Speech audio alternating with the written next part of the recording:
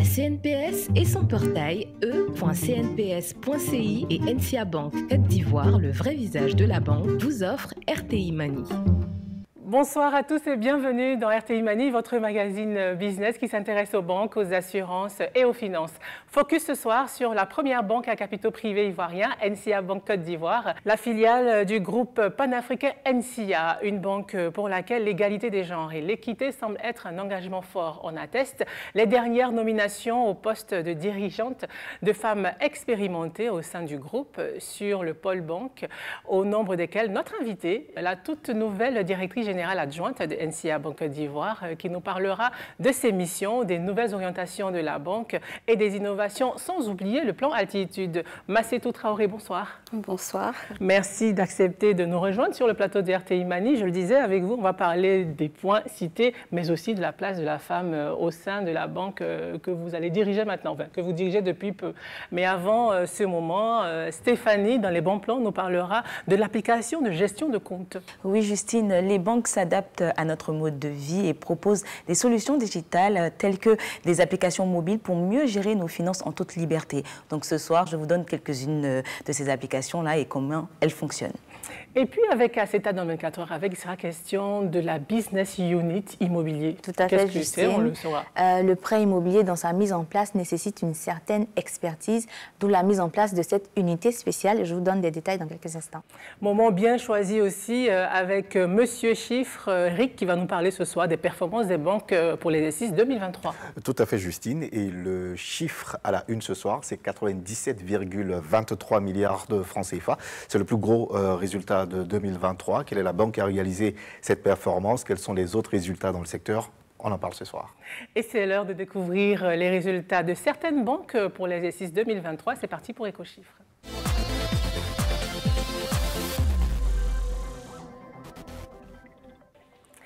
Alors Rick, on s'intéresse ce soir aux résultats des banques pour l'exercice 2023, je le disais.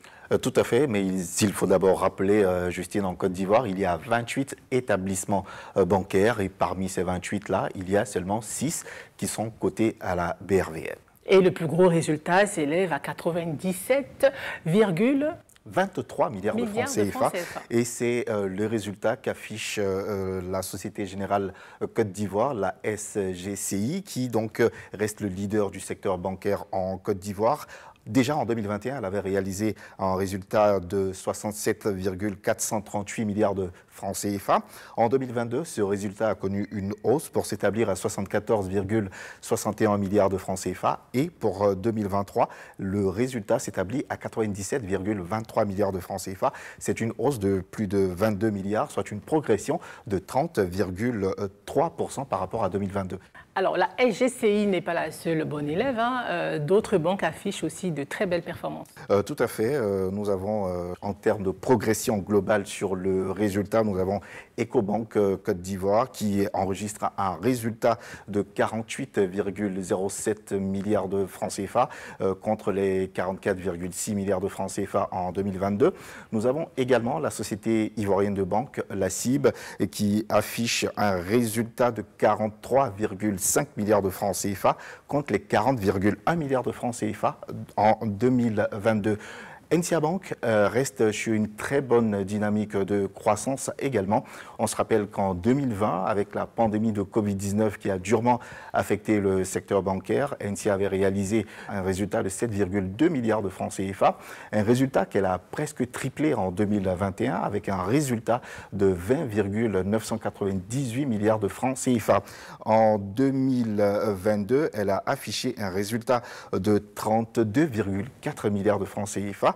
Et en 2023, elle a battu son propre record avec un résultat de 34,8 milliards de francs CFA, soit une progression de 7,50% par rapport à l'année 2022. Et pour expliquer ces belles performances réalisées par NCA Bank Côte d'Ivoire, on a une augmentation des revenus des engagements de la clientèle qui a augmenté de 14,8 milliards de francs CFA et l'accroissement des revenus de l'activité qui a augmenté de 1,2 milliard de francs CFA. Et pour terminer, Justine, on a une autre grosse performance qui a été réalisée par BOA. La BOA a réalisé en 2023, tenez-vous bien, 26,07 milliards de francs CFA contre 20,6 milliards de francs CFA en 2022. En tout cas, merci Eric. Nous continuons de parler de NCA Banque Côte d'Ivoire avec cette fois une immersion dans la business unit de la banque. Mais qu'est-ce que c'est? Élément de réponse avec Aceta dans les 4 heures avec.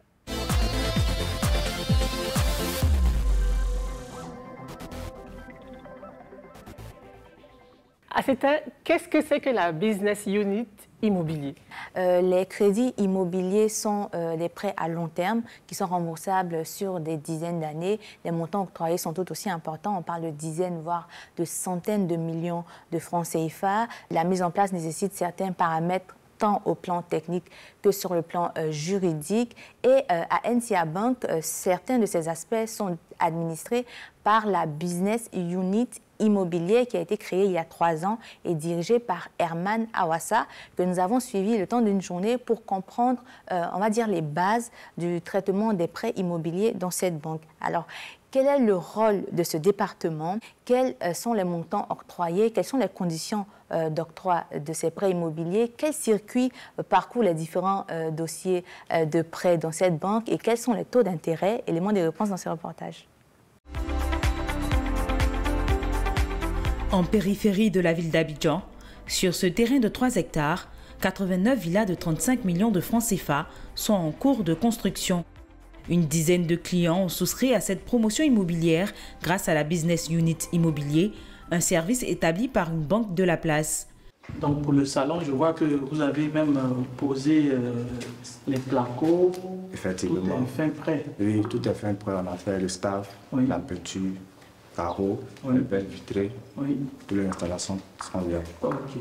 À travers des prêts, ce département accompagne des clients dans leurs projets de construction ou d'acquisition immobilière. Et le responsable, c'est lui, Herman Awassa. Il effectue des visites sur les différents sites pour vérifier l'avancement des travaux. Vous avez fait en plus les placards et tout ça. D'accord. Ici, c'est tout ce que vous voyez ici, c'est comme ça, nous avons livré les maisons, toutes les maisons. Ok. C'est quoi nous disons clé en main. Ces visites sont primordiales vu l'importance des montants octroyés et la place du crédit immobilier dans l'activité bancaire. On parle de vingtaines, de trentaines, souvent d'une cinquantaine de millions à décaisser à une entreprise. Derrière, la banque a besoin de s'assurer que cet investissement qui est fait sur un client vis-à-vis d'un promoteur, cet investissement-là, il n'est pas fait, on va dire, dans le néant et que le bien que nous avons financé, ce bien, il existe. Il s'agit d'un business. L'activité de la banque est à la fois de collecter des ressources. Sur la collecte, nous, on ne fait que payer des intérêts à des clients. Donc, c'est lorsque nous octroyons des crédits, surtout le crédit immobilier, que nous pouvons engranger, nous, derrière des profits.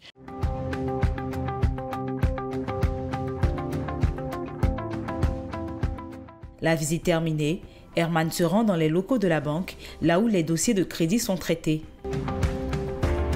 Presque indispensables dans l'acquisition d'un bien immobilier, ces crédits ont des coûts très souvent élevés en raison de certains éléments.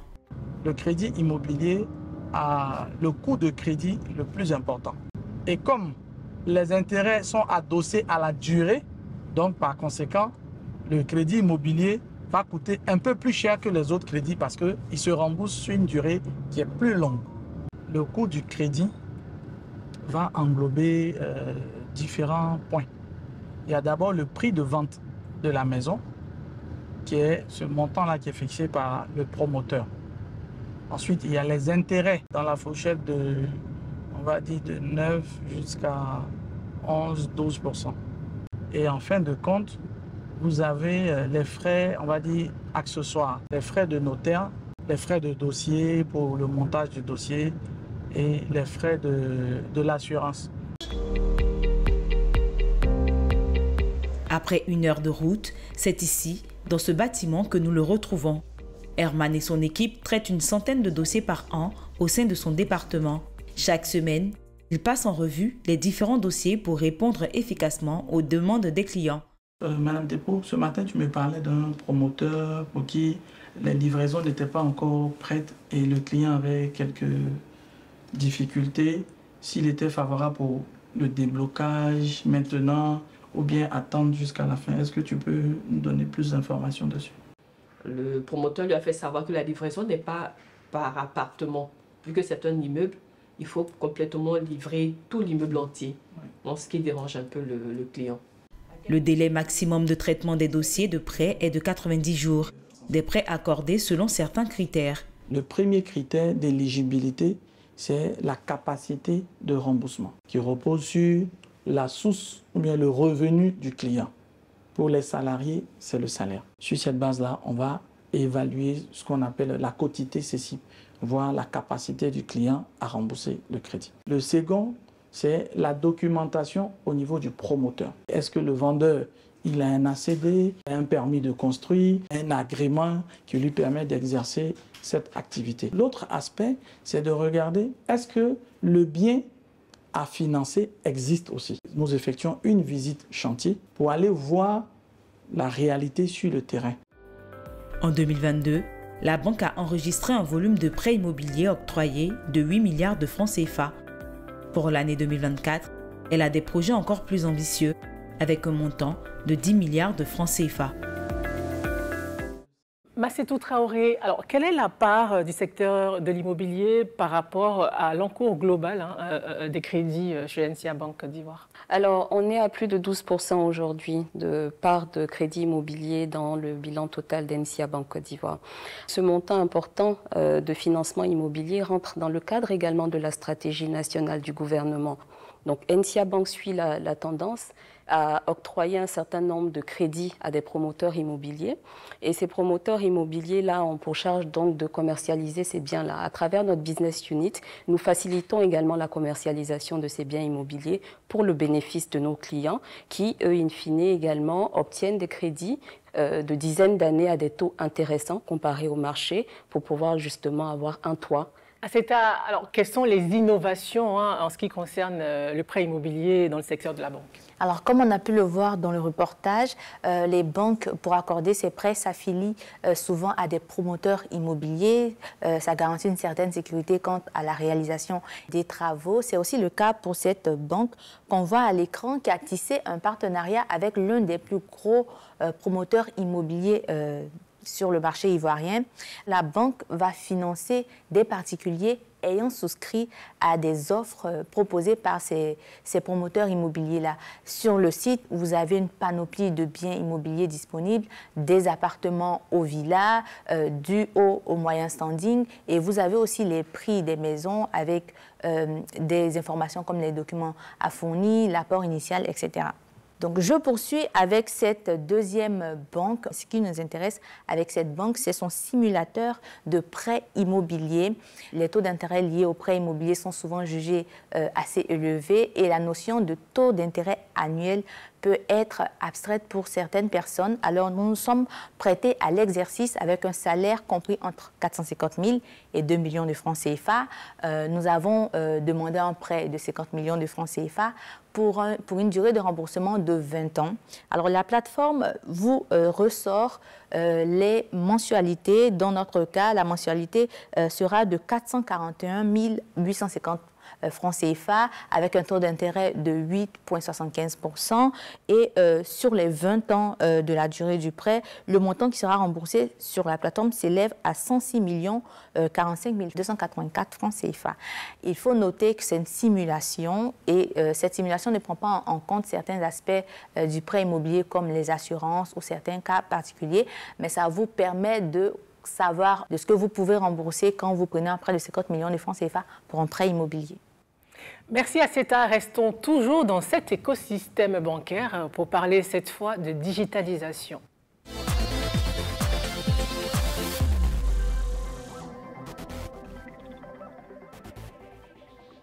Alors Stéphanie, on va faire encore un peu de pédagogie. Qu'est-ce que c'est que la banque à distance ?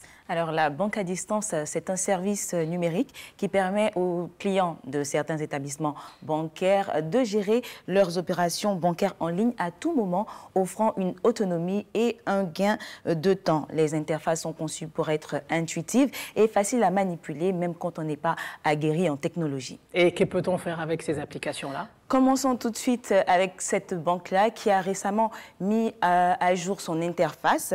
Vous avez sur cette application-là, parce qu'on a fait le tour, vous avez des informations en temps réel sur votre solde, sur les opérations bancaires, sur l'évolution des prêts, les offres de produits et services, même des informations sur les devises. Ensuite, elle permet de télécharger le relevé d'identité bancaire, d'utiliser un simulateur de crédit, comme vous l'avez vu tout à l'heure avec Aceta.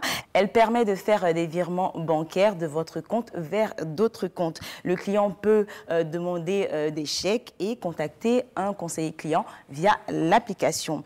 La banque dispose également d'une autre application pour les entreprises. En plus de faire des opérations classiques depuis l'application, elle permet aux entreprises de payer les cotisations sociales de leurs salariés.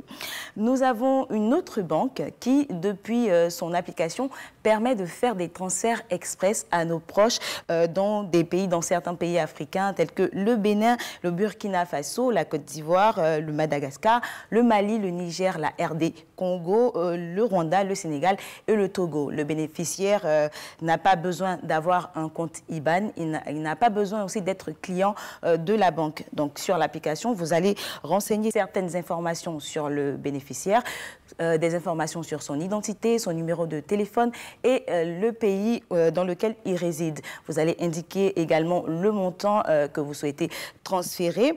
Et une fois que c'est fait, vous allez communiquer au bénéficiaire le numéro du transfert et le montant. Ensuite, une fois que l'opération est effectuée, il va juste aller dans une agence de cette banque-là pour effectuer son retrait. Et pour terminer, nous avons aussi une application qui permet d'acheter du crédit de communication.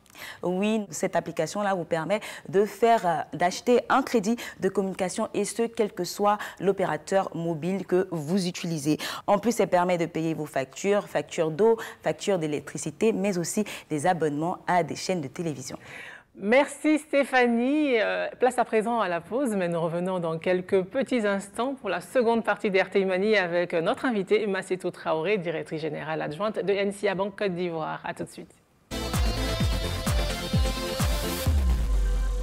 Avant, ce n'était que pour les salariés, maintenant. Alors, on dit quoi les jeunes? Ah, le doyen, tu ne laisses pas de... Ouais, comment ça? Dis-moi doyen, c'est quoi votre secret? Les jeunes, la CNPS me verse une pension de retraite à vie. Et pour ça, c'est très simple. Il faut juste cotiser à partir de 120 francs par jour. Hein? Mais tu vas où? À la CNPS. Aujourd'hui, c'est dimanche. Mais tu peux toujours t'enrôler depuis ton téléphone, hein? Travailleurs indépendants, vous aussi, vous pouvez cotiser sans frais via Orange Money, MTN Momo ou Wave. La CNPS, maintenant, c'est pour tout le monde. Parce que la vie évolue. Parce qu'on a tous besoin de se déplacer en toute sérénité. Parce qu'une panne inopinée peut nous faire rater de nombreuses opportunités. Parce qu'acquérir un véhicule neuf reste l'idéal. Ma banque a créé l'offre Easy Leasing pour financer plus simplement l'achat par crédit bail de véhicules neufs pour les particuliers et les professionnels. Bien plus qu'une banque, c'est un partenaire à nos côtés. NCA, le vrai visage de la banque.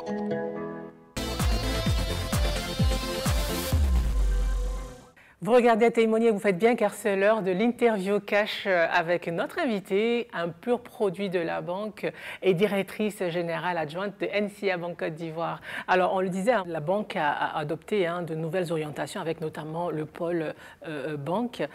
Ça répondait à quels besoins? NCA est à la base en fait un groupe majoritairement assurance et banque, assurance pour lesquelles on est présent dans 12 pays d'Afrique et pour la banque dans 5 pays. Il nous est apparu important à un moment donné, vu la croissance de l'activité bancaire, de pouvoir les réunir sous un pôle avec une compagnie financière du nom de Manzi. Alors, cette compagnie financière aujourd'hui a l'un de ses rôles qui est de pouvoir mettre à disposition un certain nombre de compétences via la création de centres de services mutualisés. Donc, pour faire plus simple, quand on prend le Crédit Bail, par exemple, qui est un produit qui a été développé en Côte d'Ivoire et qui a connu une forte progression, nous avons à cœur de pouvoir répliquer la même chose au sein de notre pôle bancaire. Et donc, le centre de services mutualisé du Crédit Bail, par exemple, va pouvoir déployer en fait ce produit à travers les différentes filiales avec une forme d'expertise qui nous apporte de l'efficacité, un gain de temps, mais également un gain financier. Il y a la notation bancaire que la banque a intégrée depuis qu'elle est cotée en bourse. Alors d'abord, est-ce que vous êtes satisfaite des notes que vous recevez et est-ce qu'il y a des points à améliorer ?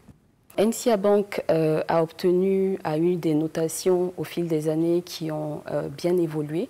Notre dernière notation que nous maintenons pour cette année, c'est AA-, qui veut tout simplement dire en fait que le risque de défaut de NCA Bank est très faible sur une période bien déterminée. Alors, on est assez satisfait de l'évolution qu'a connue cette notation, mais effectivement, en toute chose, il y a des améliorations. Les améliorations viseraient déjà pour cette année 2024 à continuer dans la transparence de la communication de nos informations financières, à renforcer également le volet risque et également à renforcer ou à améliorer, on va dire, notre ratio de solvabilité. Quel est votre regard sur la place de la femme au sein de la banque? Pour le cas de NCA Bank, on est assez fiers en fait de dire que la diversité des genres est au centre de la stratégie. Et le résultat de cela, c'est qu'aujourd'hui, le nombre de femmes chez NCA Bank est de plus de 50%. Dans ces 50%, vous avez 49% de femmes cadres. En tant que femme banquière et également dirigeante, j'œuvrerai en fait à être un modèle, à promouvoir donc les femmes méritantes, mais également un pan qui me tient vraiment à cœur, à développer le financement des PME féminines. Pourquoi cette volonté-là d'accompagner les PME féminines ? Les femmes ont pris du temps à vraiment s'engager, à vraiment oser créer des entreprises. Et aujourd'hui, quand elles le font, on se rend compte qu'elles n'ont pas vraiment accès au financement, en tout cas quand elles commencent au plus bas niveau. Et pour moi, en fait, avec un certain nombre de programmes auxquels on s'inscrit aujourd'hui, il y a cette possibilité d'accompagner un peu plus les femmes qui ont été en retrait pendant un certain temps. Et on vous a vu aussi aux côtés de l'ENA, l'École nationale d'administration de Côte d'Ivoire. Ça répond à quoi? Est-ce que c'est aussi la place d'une banque aux côtés des leaders de demain? Tout à fait. Alors, NCA Bank est une banque citoyenne. Et l'éducation, pour nous, est un point central de notre stratégie. Depuis 3 ans déjà, NCA Bank se tient aux côtés de SICA Finance dans le programme d'éducation financière SICA Invest Challenge. À côté de cela, vous avez énormément d'activités que NCA mène et d'accompagnement, toujours en fait dans le domaine de la proposition en fait de solutions pour accompagner l'éducation. Dernièrement, on a vu un peu une vague de départ de certains groupes bancaires dans la région, on va dire ça comme ça, on va plus globaliser dans la région et en Côte d'Ivoire. Quel est votre regard sur ces départs-là et puis quel est le positionnement de NCA Bank? Le phénomène qu'on remarque aujourd'hui dans la région peut laisser penser à un repli stratégique d'un certain nombre de groupes bancaires par rapport en fait au marché ivoirien et au marché même régional. Pour la part de NCA Bank, le marché ivoirien c'est notre marché. C'est le marché que nous connaissons. Nous n'envisageons pas de repli parce que voilà. Est-ce que vous envisagez de racheter par exemple une qui part ou de rentrer dans le capital? Écoutez, NCA Bank Côte d'Ivoire affiche une progression. Il serait, je pense qu'il serait logique en fait de se positionner aujourd'hui dans une stratégie d'expansion. Toute banque à notre place penserait à la même chose. Donc oui, cela peut créer des opportunités non seulement pour NCA mais pour d'autres banques dans le marché qui tendent à étendre en fait leurs activités. Alors, le secteur bancaire se dématérialise et se digitalise à une vitesse de croisière. Est-ce que NCA Bank suit la cadence et quelle est la place de la digitalisation dans votre banque? Je pense que clairement, dans un marché aussi dynamique que la Côte d'Ivoire, on ne peut pas être à ce niveau, à ce positionnement-là, sans suivre la cadence de la digitalisation. Nous sommes la première banque à être certifiée ISO 9001 version 2015 sur l'ensemble de notre réseau, également l'ensemble de nos activités. Alors, nous avons développé un outil également qui nous permet de gérer en fait le processus de qualité et tout ça pour le bonheur de nos clients. Quelles sont les perspectives de NCA Banque Côte d'Ivoire ? NCA Banque maintient son positionnement sur le marché, a des ambitions d'expansion, pourquoi pas. Et en perspective immédiate en fait pour 2024 et en considérant le plan altitude 2022-2026, ça serait vraiment de continuer à participer à l'inclusion financière. Nous le faisons par bien des façons, en finançant les microfinances, en participant également à la culture financière de jeunes étudiants. Nous visons également d'atteindre un niveau de digitalisation qui est beaucoup plus poussé que celui qu'on a aujourd'hui.